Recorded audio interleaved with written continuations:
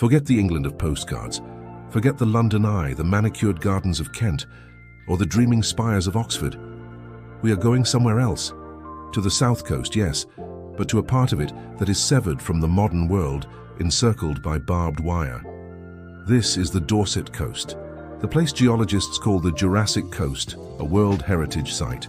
It is a staggering 95-mile stretch of coastline, a ribbon of cliffs and coves that holds 185 million years of Earth's history. Fossils of ancient sea dragons are pulled from its shores. But this ancient landscape guards a secret far more recent and far more humanly tragic. A secret that isn't buried but is actively and menacingly guarded. Here, the public Southwest Coast Path, one of Britain's most beloved national trails, comes to an abrupt and jarring halt. The walker is not greeted by a charming wooden kissing gate, but by stark, cold, official red and white signs.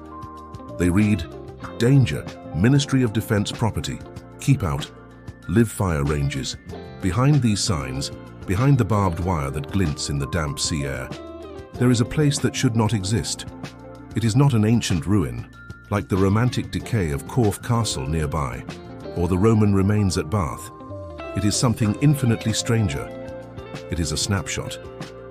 A three-dimensional photograph of a life interrupted, left to rot in the wind and the rain. It is a tear in the fabric of time. The calendar here is permanently, stubbornly frozen. The date is the 20th of December, 1943. This place is called Tyneham. You will not find Tyneham in any modern tourist guide. You cannot simply put it in your satellite navigation and drive there. Your access is dictated, not by opening times or ticket prices, but by the British Army. The village is located deep in the heart of the Lulworth Ranges. This is not a small, forgotten patch of land.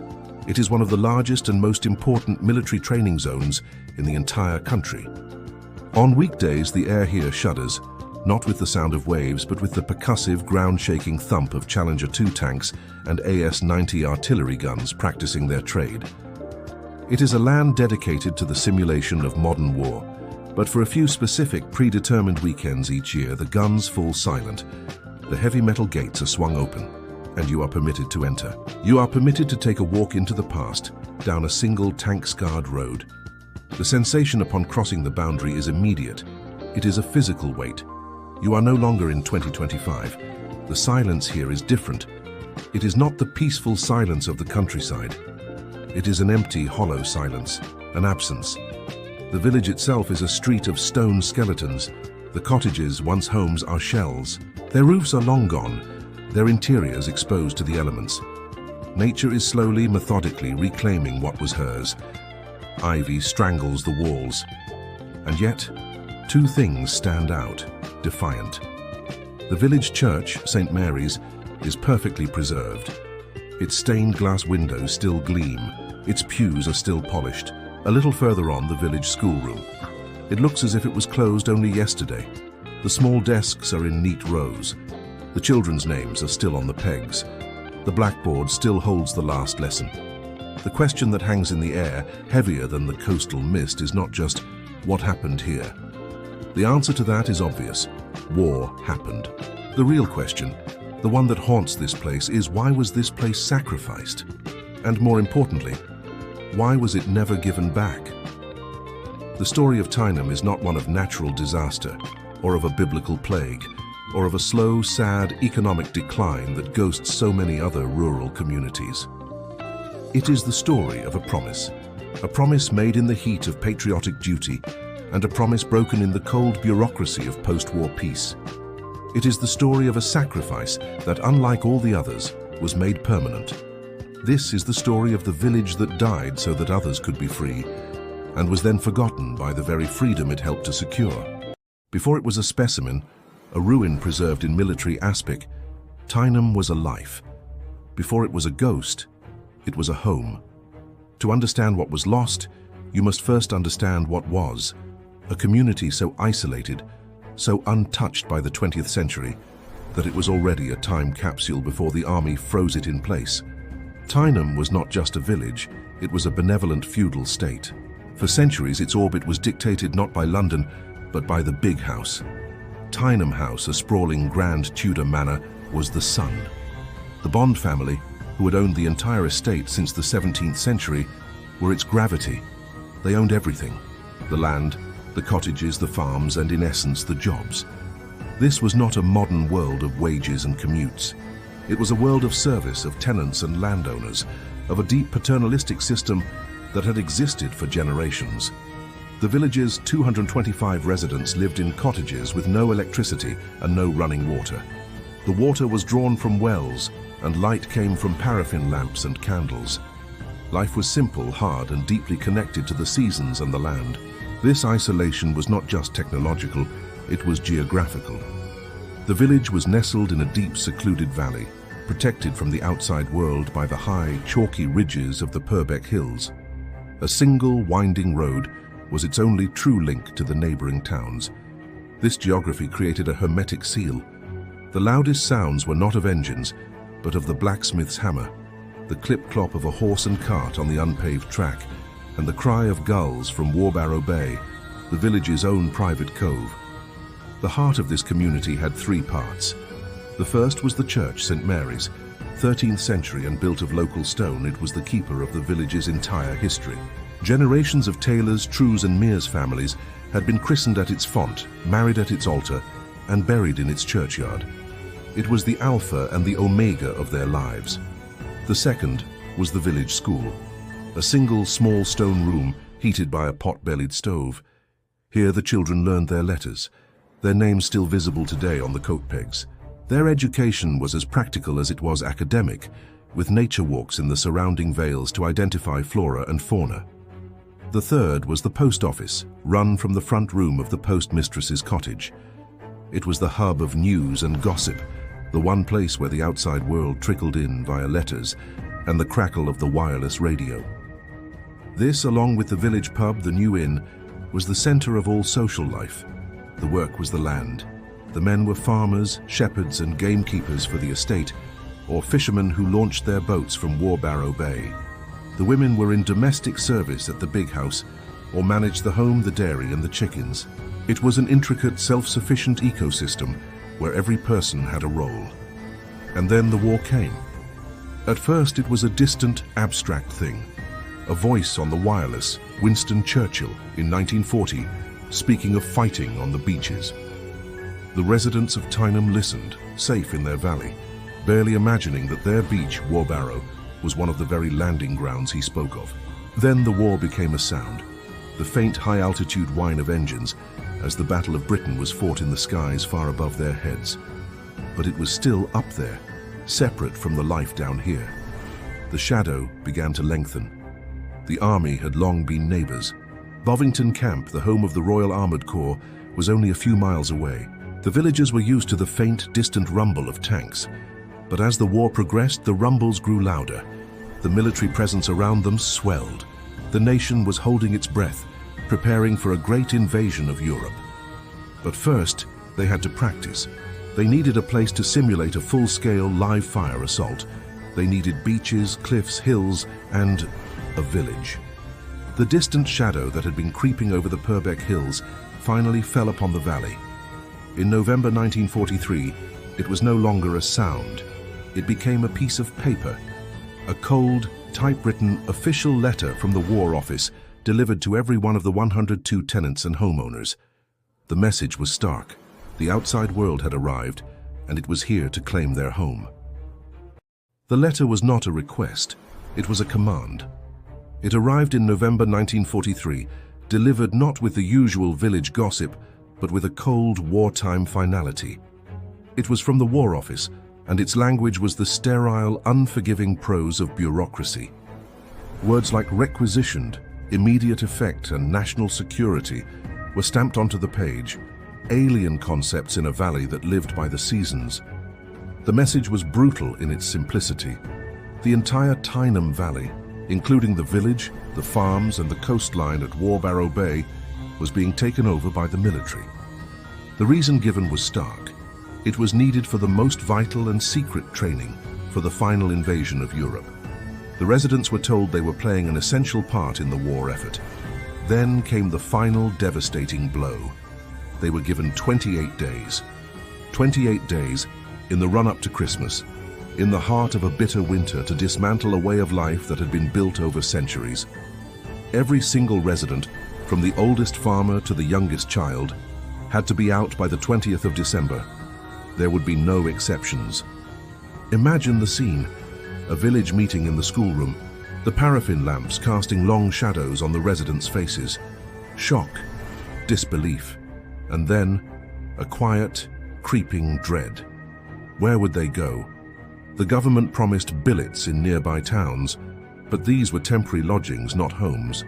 What about their possessions? They could take only what they could carry. Generations of family heirlooms, furniture passed down through the centuries, the simple solid objects that made a house a home, most of it had to be left behind. What about their livelihoods? The farmers, men like John Taylor, had to face the unthinkable. Their livestock, their herds of cattle, their flocks of sheep were their entire existence. In a frantic, heartbreaking rush, livestock auctions were held.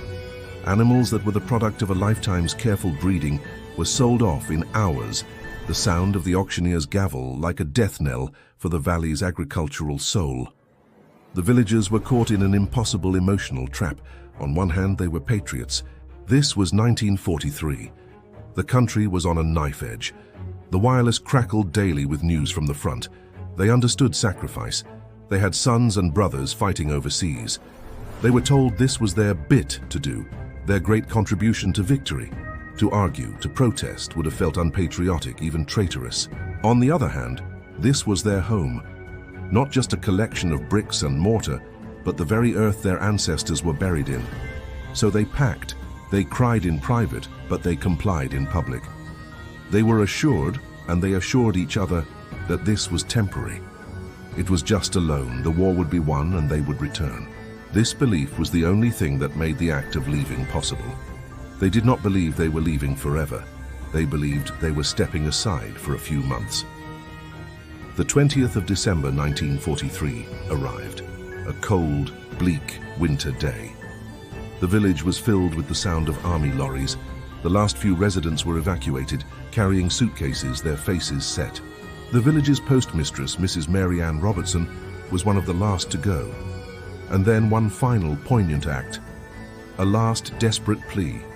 Someone, history believes it was one of the village's farmers, walked to the door of St. Mary's, the church that had stood for 700 years, and pinned a note. It was a handwritten message, not for the government, not for the generals, but for the soldiers who were about to arrive. It has become one of the most famous, heartbreaking notes in British history. It read, "Please treat the church and houses with care. We have given up our homes where many of us have lived for generations to help win the war to keep men free. We shall return one day and thank you for treating the village kindly." Read those words again. The politeness, please, thank you, kindly. The profound, understated sacrifice. We have given up our homes. And the heartbreaking, naive optimism. We shall return one day. With that, the last resident turned the key in their lock. The last door was closed. The lorries drove up the winding hill, and for the first time in perhaps 1,000 years, the valley of Tyneham was silent and empty. It was waiting, not for its people to return, but for the tanks. The key turned, the gate closed, and the village of Tyneham ceased to be a home and became a prop. The silence of the evacuation was shattered almost immediately. The valley, once filled with the sound of livestock and wind, now echoed with the roar of engines and the sharp, barked commands of officers. The British Army, and crucially, the American GIS, poured in. They were the men of the US 1st Infantry Division, the Big Red One, and they were preparing for the most ambitious, most terrifying operation of the entire war, the landings on the beaches of Normandy. D-Day. Tyneham was to be their classroom. The village itself became a simulated forward comms zone, a stand-in for the French and German villages they would soon be fighting through. Soldiers practiced urban warfare in the empty cottages, kicking indoors, clearing rooms, and setting up command posts in the front parlors of families now billeted miles away. The big house, Tyneham House, was taken over as an officer's mess, its grand rooms filled with maps, strategy tables, and the smell of cigarettes and anxiety. The surrounding hills, the ancient Purbeck Ridges, became a hellscape. They were pounded day and night by live artillery shells. Tanks, including the new American Shermans, scarred the ancient chalk downlands, their tracks churning fields that had been farmed for 1,000 years into a sea of mud. The promise pinned to the church door, "Please treat the houses with care," was a distant, naive hope. This was not a careful occupation. This was a rehearsal for total war, and the village was the stage. Then, on the 6th of June 1944, the training stopped. The valley fell silent again, as the men who had lived there for months launched themselves at the Normandy beaches. Tyneham had served its purpose. It had been a vital part of the victory. Less than a year later, in May 1945, the war in Europe was over. Victory. Across the country, street parties erupted, the nation celebrated, and in the towns and villages surrounding the Lulworth Ranges, the scattered, displaced residents of Tyneham began to pack their bags. They had done their bit. They had kept their side of the bargain. The war was won. It was time to go home. They waited. June passed. July, August. The army did not leave. The first excuses were plausible. The valley was, quite literally, a minefield. It was littered with unexploded ordnance, shells and mortars. It had to be made safe.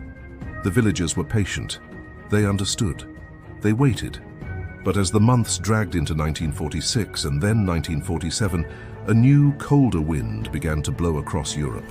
An iron curtain was descending. As Winston Churchill himself had said, a new kind of war, a Cold War, was beginning. The military's needs had not shrunk with the defeat of Germany.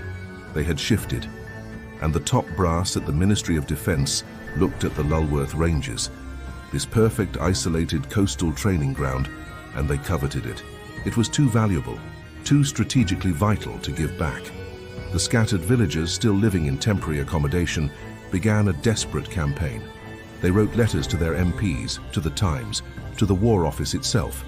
They reminded the government of its solemn promise. But the promise, they discovered, had no legal weight. It had been a gentleman's agreement, a statement of intent, not a binding contract. In 1948, the final betrayal was delivered. The government announced it was issuing a compulsory purchase order. This was the bureaucratic masterstroke. They were no longer borrowing the land, they were taking it permanently. The government would buy the land from the Bond family. The landowners and the villagers, who were mere tenants, would have no right of return. Their homes were gone, purchased from under them by the very government they had trusted. The compensation offered was pitiful, pennies for a life's inheritance. The village of Tyneham was now officially dead. The note on the church door was no longer a symbol of patriotic sacrifice. It was an epitaph for a broken promise. The final, brutal act of destruction came later. With no residents to return, the army had no reason to preserve the buildings. The grand Tyneham house, which had survived the war, was left to decay. In 1967, it was deemed unsafe and was unceremoniously demolished by the Royal Engineers. It was pulled down not by an enemy, but by its own side. The very heart of the community, the big house that had defined the valley for 400 years, was now just a pile of rubble. The sacrifice was complete. Time moved on, but Tyneham remained locked in 1943. For decades, the village was simply a forgotten footnote, a military playground closed to the world, its story known only to those who had lost it. The original residents waged a heartbreaking campaign for the rest of their lives. They wrote letters, gave interviews, and watched as their appeals were politely rebuffed by the impenetrable machine of post-war bureaucracy. In 1975, one of the original villagers, John Gould, by then an old man, led a symbolic protest. He walked past the military barriers, entered the village, and declared to the few journalists who followed, "I am coming home." It was a moving act of defiance, but a futile one. The home he had returned to was no longer there. Most of Tyneham's original residents went to their graves in exile, never setting foot in their homes again. By the mid-1970s, however, the public mood began to shift. A new interest in local history, combined with growing public pressure on the military to open up its vast secret land holdings, forced a change. The Ministry of Defense, perhaps feeling a pang of guilt or simply bowing to public relations pressure, agreed to a compromise. They would not give the land back, but they would clear the main paths of unexploded ordnance and allow limited public access. What the visitors found was not a village, but a ghost. And it was this ghostly site that cemented Tyneham's legendary status. It was not just a ruin, it was a relic. Realizing the power of the story they held, the army, in collaboration with local councils and volunteers, began a preservation project. This was not about rebuilding, it was about arresting the decay. They made two remarkable exceptions. The Church of St. Mary was fully restored. Inside, it looks as though a service is about to begin. The pews are polished, the hymn books are out, and on the walls there is a poignant exhibition, photographs of the villagers, their names, their stories. They are no longer anonymous statistics, they are the faces of the broken promise. And then, there is the schoolhouse. This is the most haunting, unnerving experience of all. The schoolroom has been meticulously recreated to look exactly as it did on its last day in December 1943. The small wooden desks are in rows. Exercise books are open on the desks, the children's handwriting still visible. On pegs on the wall, the children's coats hang. And on the blackboard are the names of the last pupils and a nature lesson about the holly tree. It is a scene of such suspended intimacy that it feels like trespassing. It looks as though the children have just stepped out for break and might return at any moment. It is here more than anywhere that you feel the weight of what was stolen. Today, Tyneham exists in a strange limbo.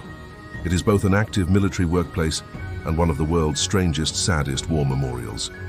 It is an open-air museum to a lost life and an active firing range. The deep silence of the valley is constantly punctuated, not by the wind, but by the dull, distant thuds of modern artillery miles away as a new generation of soldiers rehearses for future wars.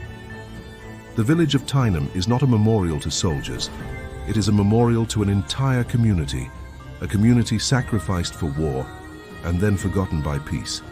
It is a stone monument to a government's broken word and the collateral cost of freedom. The note on the church door said, "We shall return one day." For the original residents, that day never came. And what remains is not a living village, but a stone ghost haunted by promises. And it asks us all one silent question, echoing through the empty valleys. What is the true cost of keeping men free?